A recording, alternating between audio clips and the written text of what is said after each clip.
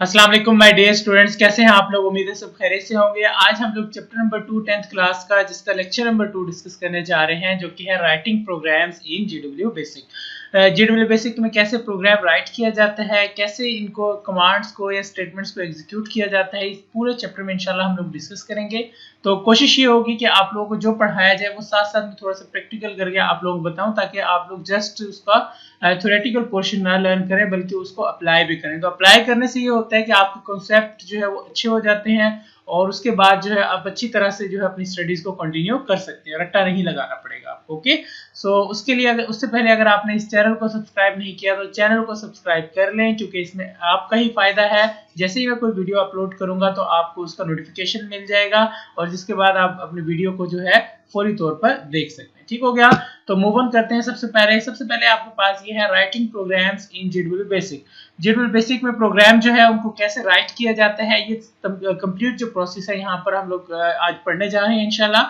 और हम लोग जो है कैरेक्टर सेट तक इंशाल्लाह पढ़ेंगे, स्ट्रक्चर ऑफ बेसिक पढ़ेंगे, सेव, रन और लोड, ये तमाम चीजें इंशाल्लाह। और उसके बाद हम लोग जो नेक्स्ट है स्ट्रक्चर ऑफ बेसिक प्रोग्राम और फिर उसके बाद कैरेक्टर सेट, इंशाल्लाह ये सब तमाम चीजें आज कवर कर लेंगे। ठीक हो गया, सो उसके लिए आपके पास है GW basic provide an IDE. IDE कहा जाता है इंटीग्रेटेड डेवलपमेंट एनवायरनमेंट। ये जो आपके पास सामने मैंने जो ये इंटरफेस शो किया है, ये क्या है आपके पास, इसे हम आईडीई कहते हैं। जिसे क्या कहा जाता है कि इंटीग्रेटेड डेवलपमेंट एनवायरनमेंट, जहां पर हम क्या फंक्शन परफॉर्म कर सकते हैं। ये जरा आप देख रहे हैं कि लिस्ट, रन, लोड, उसके बाद सेव, काउंट, एलपीटीआई, ये तमाम जो फंक्शंस है एडिट कर सकते हैं, जो प्रोग्रामिंग के फंक्शन जो आप कर सकते हैं उसे बेसिकली क्या कहा जाता है, आईडीई कहा जाता है। We can write, edit, save, load and execute basic programs. तो जहां पर हम लोग बेसिक प्रोग्राम को फर्दर जो है उसे लोड या एग्जीक्यूट या उसे एडिट कर सकते हैं। ठीक हो गया, उसके बाद है आपके पास कि create and save the program. किसी भी प्रोग्राम को क्रिएट कैसे किया जाता है, उसको सेव कैसे किया जाता है, उसकी क्या रूल्स हैं, ये तमाम चीजें इंशाल्लाह हम लोग साथ साथ पढ़ लेते हैं।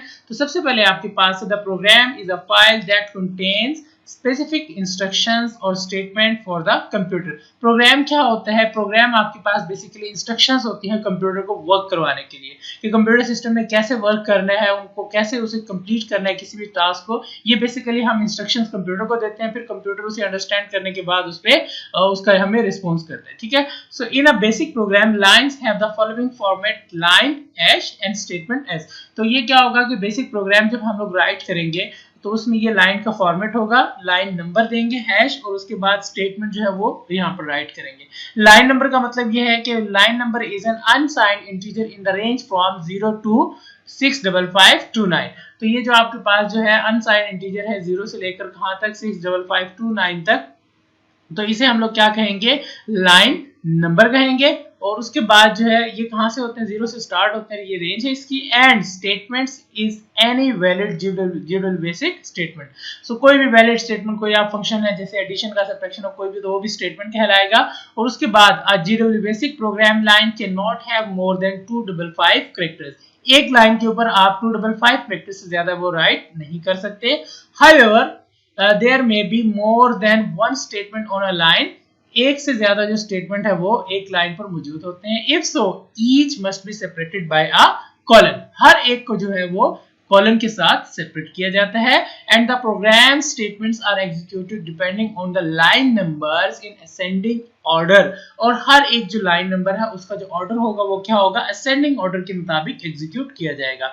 जैसे कि फॉर एग्जांपल है, वो कह रहा है कि if line number 45 if typed after 60, अगर 45 को 60 के बाद टाइप कर दें तो पहले एग्जीक्यूशन किसकी होगी, 45 की होगी, तब computer still run line number 45 before line 60। तो मतलब ये हुआ कि हमारे पास ये जो रेंज है 0 to 65529, तो इस रेंज का बहुत ज्यादा यहाँ पर अमल है। अगर हम लोग तरतीब से एक सीक्वेंस से जो लाइंस को देंगे तो वो अगर सीक्वेंस चेंज भी करेंगे बट भी वो सीक्वेंस को ही फॉलो करेगा। ये कंप्यूटर जो है बाय डिफॉल्ट उसको जो इसके मुताबिक ट्रेन किया जाता है। ठीक है, reuse of an existing line number cause all the information contained in the original line to be lost। अगर आप किसी भी लाइन को दोबारा से टाइप करें, एक लाइन जो है लाइन नंबर 45 पे आपने कुछ लिखा है, दोबारा से फिर लाइन नंबर 45 पे लिखेंगे तो इसका मतलब क्या होगा कि रीयूज ऑफ लाइन से ये होगा कि आपका जो प्रीवियस लाइन का जो डाटा है वो सारा लॉस होके ओवरलैप हो जाएगा। ठीक है, उसके बाद आपके पास है नेक्स्ट है in order to use the program in future. अगर आप फर्दर फ्यूचर में प्रोग्राम को यूज करना चाहते हैं, we must save it. To save a file in JDB basic the following procedure is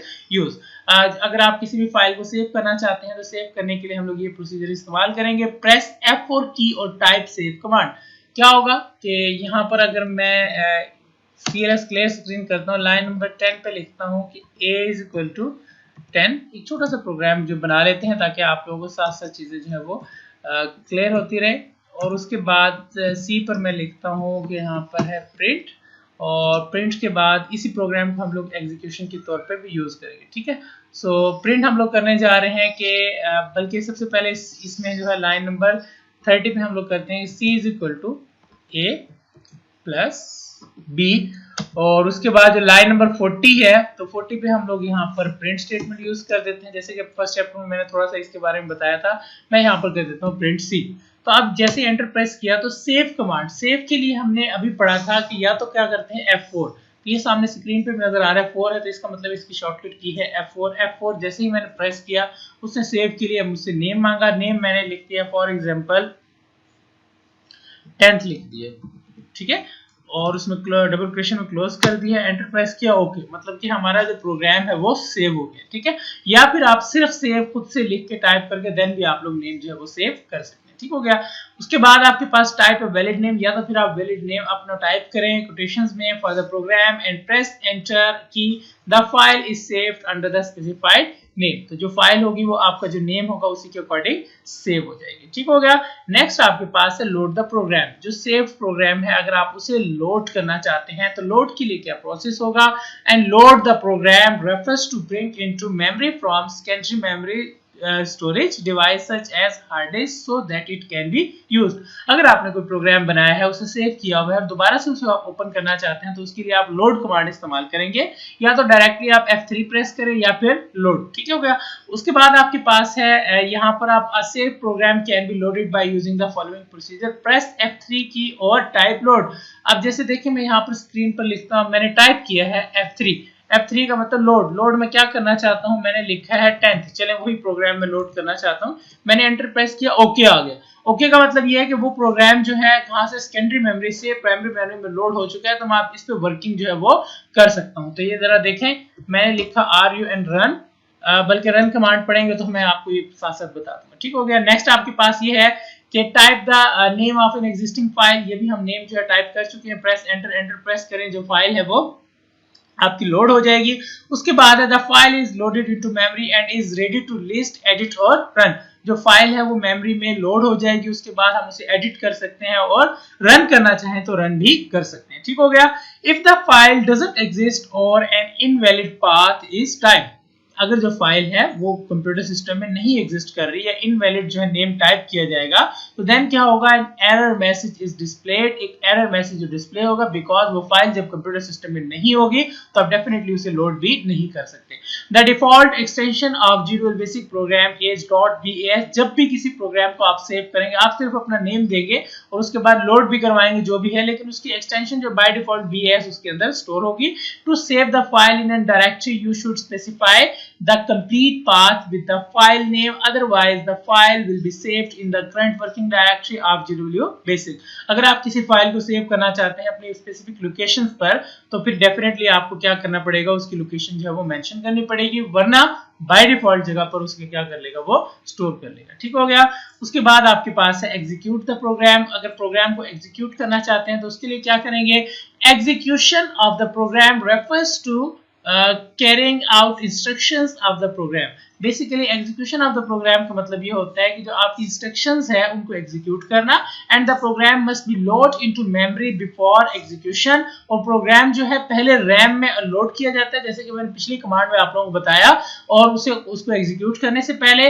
and therefore to execute a program, अगर आप program को एग्जीक्यूट करना चाहते हैं तो first load it as described above. पहले उसे लोड करें एंड देन प्रेस F2 की और टाइप रन कमांड, और उसके बाद F2 की को टाइप करें और फिर उसके बाद run command, and the output of the program will follow it. और जो आपके पास प्रोग्राम की जो आउटपुट है वो उसको फॉलो करेगी। चलिए जी, तो स्टूडेंट्स इसको जरा हम लोग रन करके देख लेते हैं। तो रन करेंगे तो हमने जस्ट टाइप करना है RUN रन। जैसे ही मैंने एंटर प्रेस किया, देखिए मेरे पास जो रिजल्ट है वो 30 आ गया। ठीक हो गया। सो ये इसका एग्जीक्यूशन है। या फिर आप F3 प्रेस करते हैं तब भी आपके पास जो है लोड होगा, और जैसे ही अगर आप F2 प्रेस करते हैं तो क्या होगा, वो रन के लिए होगा। क्योंकि हमने लोड करना था तो मैंने डायरेक्ट उसके बाद किया, तो उसने सबसे पहले यहाँ पर ये कमांड मांगी है। ठीक है। सो ये देखिए, जब मैंने कहा था कि कोई भी नेम जो है वो अनवांटेड होगा, तो जैसे मैंने रन नेम दे दिया था तो फाइल नॉट फाउंड, तो वो लोड नहीं हो सकती। ठीक हो गया। तो ये तमाम चीजें थी। अच्छा, उसके बाद आपके पास है स्ट्रक्चर ऑफ बेसिक प्रोग्राम। ठीक है। बेसिक प्रोग्राम को राइट करने का बेसिकली स्ट्रक्चर क्या होगा, बहुत इंपॉर्टेंट क्वेश्चन है बोर्ड के पॉइंट ऑफ व्यू से। आप इसे हाईलाइट कर लें मोस्ट इंपॉर्टेंट क्वेश्चन में। सो उसके लिए आप क्या करेंगे, स्ट्रक्चर ऑफ बेसिक प्रोग्राम क्या है कि every program statement must begin with a line number. हर एक जो प्रोग्राम स्टेटमेंट है वो डेफिनेटली लाइन नंबर से स्टार्ट होगा। It is a good practice to every program, basic program with an end statement. हर एक प्रोग्राम को एंड करना किसके जरिए, एंड स्टेटमेंट के जरिए। However, it is not mandatory, ये जरूरी नहीं है। Repetition of line numbers within a program is not allowed। Line numbers को बार बार रिपीट करना एक प्रोग्राम में वो अलाउ नहीं है। Two or more statements cannot be written on a line, but they must be started by a colon। तो एक से ज्यादा जो है आपके पास जो है स्टेटमेंट्स जो है उनको एक लाइन पर नहीं लिखा जा सकता। अगर आप लिखना चाहते हैं, ठीक है, तो लिखने के लिए आपको डेफिनेटली क्या करना पड़ेगा, कॉलन के जरिए उसे मेंशन करना पड़ेगा। In basic variable can be used without declaration. Variables हम नेक्स्ट टॉपिक जो पढ़ेंगे डेफिनेटली उसमें आपको ये चीजें क्लियर भी हो जाएंगी।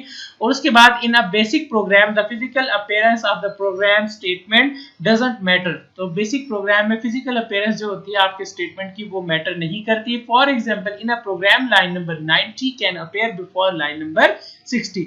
60 से पहले 90 अपीयर हो सकता है, but however the program statement will always execute the according to the ascending order of specified line number। तो प्रोग्राम जो फंक्शन होगा, ये जो लाइन स्टेटमेंट होगा वो क्या होगा, एक ऑर्डर में एग्जीक्यूट होगा। ठीक हो गया।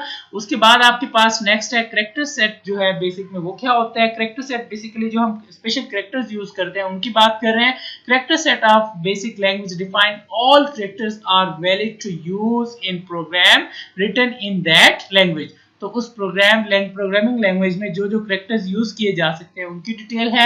And the character set of GW basic comprises of alphabets, numerics and some special characters. तो ये तमाम चीजें इसमें मौजूद होंगे। The alphabet include upper case and lower case letters.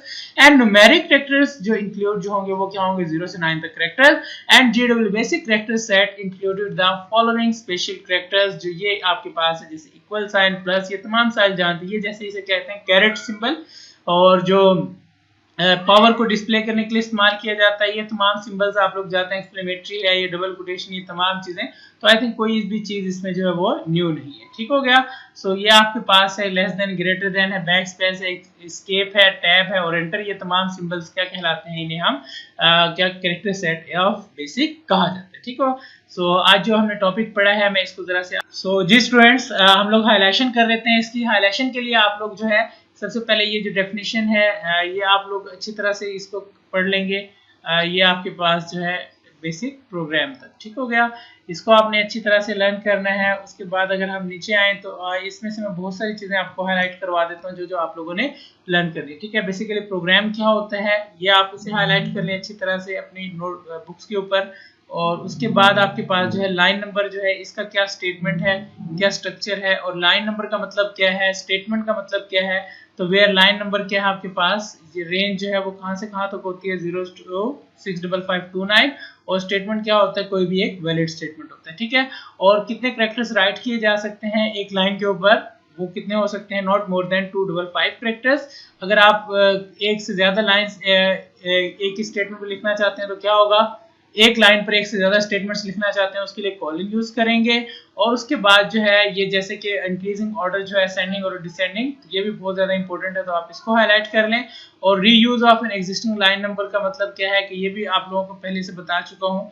तो इसका मतलब क्या होता है कि आपका जो प्रीवियस डाटा है वो लॉस हो जाता है। ठीक हो गया। तो ये तमाम चीजें आप हाईलाइट कर लें। और उसके बाद अगर हम नेक्स्ट मूव ऑन करें तो सेव अ प्रोग्राम, तो इसके ये जो स्टेप्स हैं इसके दोनों स्टेप्स जो हैं वो आप लोग कर लें। इसके बाद ये चीज़ है और आप लोग इसको कर लें। ठीक हो गया। और उसके बाद नेक्स्ट हमारे पास लोड द प्रोग्राम जो है, लोड द प्रोग्राम में से आप लोग जो है इसको फर्स्ट लाइन कर लें और उसके बाद टू बी यूज तक ये कर लें और उसके बाद जो है नेक्स्ट बेटा आप लोगों ने ये तीनों इसके स्टेप कर लेने हैं और स्टेप ये हैं इसके तीनों। और उसके बाद जो है बाकी बाय डिफॉल्ट एक्सटेंशन का आपको पता है कि वो क्या होती है, डॉट bs होती है और बाकी इसमें कोई चीज़ नहीं इंपॉर्टेंट। ठीक है भैया। नेक्स्ट आपके पास है execute the program. Execute the program का मतलब क्या होता है, प्रोग्राम को रन करना। तो ये मैं आपको ऑलरेडी बता चुका हूँ कम्प्लीटली, ये तमाम चीज़ें हैं। तो ये तीनों की तीनों लाइनें अच्छी तरह से आप लोग लर्न कर लीजिएगा। ठीक हो गया। सो ये था आपके पास इसमें से। और नेक्स्ट आपके पास स्ट्रक्चर ऑफ बेसिक प्रोग्राम है, इसमें कोई चीज आपने स्किप नहीं करनी। One of the most important question है बोर्ड पॉइंट ऑफ व्यू से। ठीक हो गया। सो इसी तरह जैसे कि इंपॉर्टेंट है, इसको कंप्लीटली आप जो है लाइन बाय लाइन हाईलाइट कर लीजिएगा। और नेक्स्ट आपके पास जो है वो है कैरेक्टर सेट। कैरेक्टर सेट क्या है, इसकी डेफिनेशन कर लें। और ये आपके पास जो है डेफिनेशन जो है फर्स्ट लाइन कर लें और उसके बाद ये इन दैट लैंग्वेज तक। और उसके बाद जो है उसके बाद ये तीनों आप ये नेम्स कर लें इसके बुलेट्स जो है। और उसके बाद इनमें कोई भी करेक्टर जो है 4-5 आप अपनी मर्जी से लर्न कर लीजिएगा। ठीक हो गया। तो ये आज का लेक्चर था। आई होप सो कि आप लोगों को समझ आ गया होगा। आप लोग इसे अच्छी तरह से लर्न कर लें और फिर मुझे आप सेंड कर दीजिए। अगर फिर भी कोई क्वेश्चन हो किसी भी स्टूडेंट का तो आप लोग मुझसे पूछ सकते हैं। ठीक हो गया स्टूडेंट्स, अपना बहुत सारा ख्याल रखिएगा। अल्लाह हाफिज।